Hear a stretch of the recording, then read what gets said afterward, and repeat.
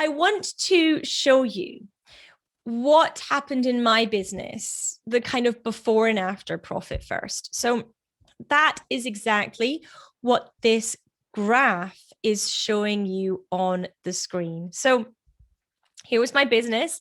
The blue boxes is the income, and the red is the expenses. And you can see that as the income is increasing, so is the expenses. But then I start to discover Profit First, and you can see the gap starts to get bigger.